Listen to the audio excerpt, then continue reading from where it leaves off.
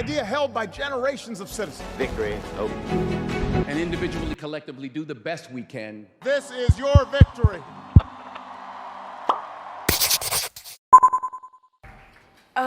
Good afternoon, everyone. I'm gonna just keep it here. Good afternoon, everybody. This is Ava. She's 16 years old.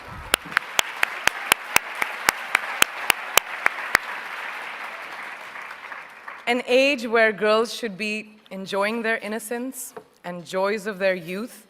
But she, at such a tender age, understands the importance of being a voice for her peers, an advocate for young girls and women around the world who may not have the opportunities that us sitting over here have. So receiving this honor from a hero like her makes this so much more exceptional. So thank you.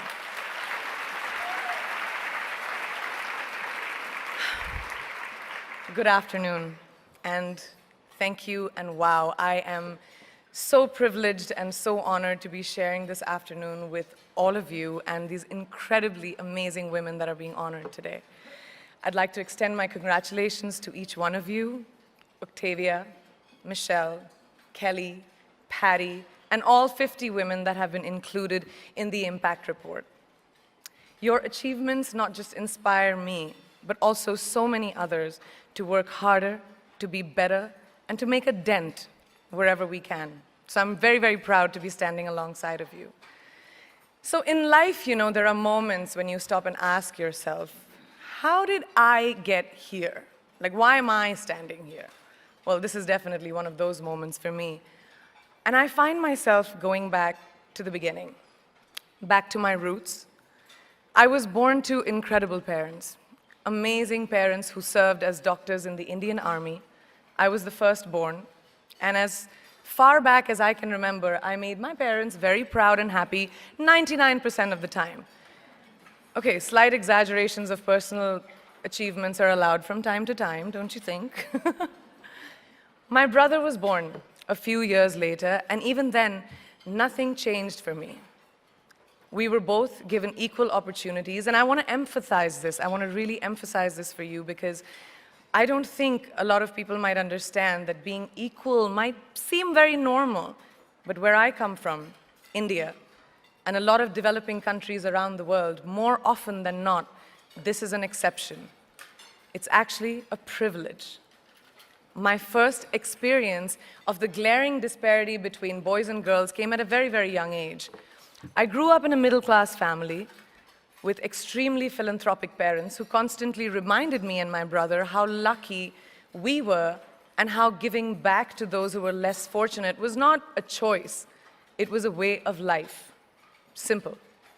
I was 7 or 8 years old when my parents started taking me on these visits in a traveling clinic to developing communities around and villages around the city that we lived in called Bareilly. We were packed into this ambulance, and my parents would provide free medical care to people who couldn't afford it. My job at the age of 8 was assistant pharmacist. So I would count all the medicines, put them in an envelope, and give it out to patients, and I really took my job very seriously, very seriously. But the more I went on these expeditions, the more I began to notice the simplest things that distinguished a boy from a girl, or a man from a woman.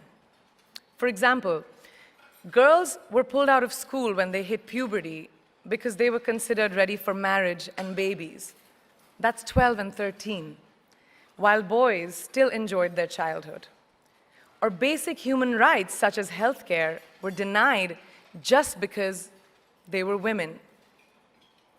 Let's call this whole experience trigger number 1 for me. Fast forward a few years and many, many triggers in between. Like a producer-director, for example, early on in my career, I must have been about 18 or 19, telling me that if I didn't agree to the ridiculous terms or painfully low salary in his movie, that he would just replace me.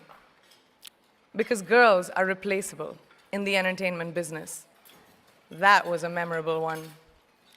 Made me decide to make myself irreplaceable.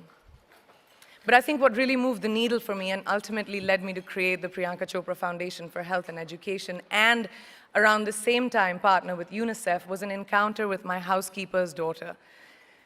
About 12 years ago, I came home from set early one day, and she was sitting in my library reading a book. And she must have been 8 or 9 years old, and I knew she loved reading.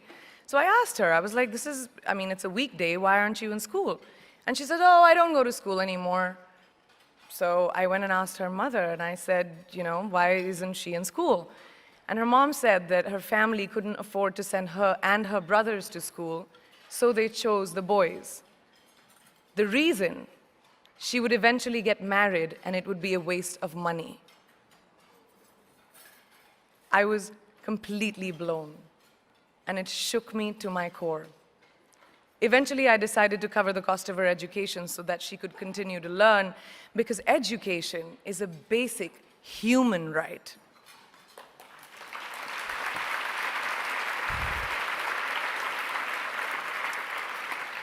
And a huge necessity, especially today.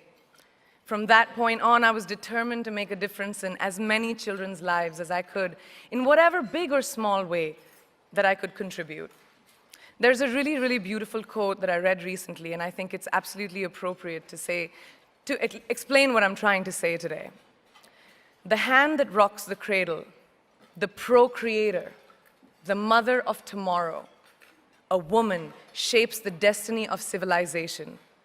Such is the tragic irony of fate that a beautiful creation such as a girl child is today one of the gravest concerns facing humanity. Girls have the power to change the world. It is a fact, and yet today, girls are more likely than boys never to set foot in a classroom, despite of all the efforts and progress made over the last 2 decades. I'm just going to give you a stat, more than 15 million girls of primary school age will never learn how to read or write, compared to 10 million boys. Primary school, it's the beginning of our future. Over the last 11 years, I have witnessed firsthand the incredible work that UNICEF does for children around the world, especially victims and survivors of child marriage, displacement, war, sexual violence. But there is still so much work to do. And for me, that is the fuel to my fire. The reason I'm so committed to this cause, and that is where my passion stems from, because I know that a girl's education not just empowers families, but communities and economies. A result of her education, we all do better.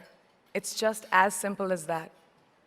As entertainers and influencers sitting in this room, I feel that it's our social responsibility to be a voice for the voiceless, which is why I applaud each and every woman in this room for being such a badass.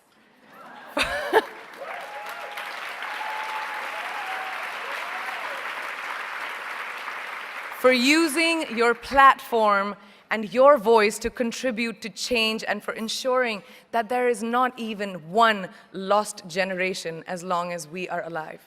I'd like to thank Variety and all of you for encouraging me and all of us in this room to keep going and fighting on. Thank you so much.